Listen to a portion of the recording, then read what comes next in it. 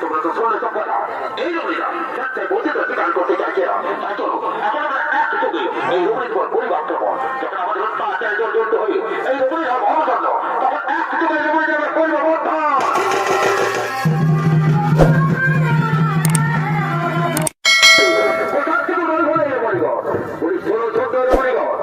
তোমাদের কি বানা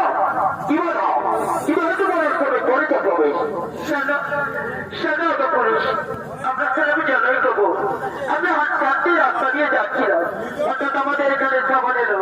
নিত্যগীতির গলা হলো তাই যে তোমাদের আনন্দাতে প্রবেশ করলাম তোমাদের ঘন্টে ঘন্টা মিলিয়ে তোমাদের পায়ে পা মিলিয়ে নিত্যগীত পরিবেশন করার জন্য বলি এত পুরুষ তোমরাকে নিত্যগীত পরিবেশনের সুযোগ দেবে শুরু ফোনে বলবো এটা হলো আমার আনন্দার্থ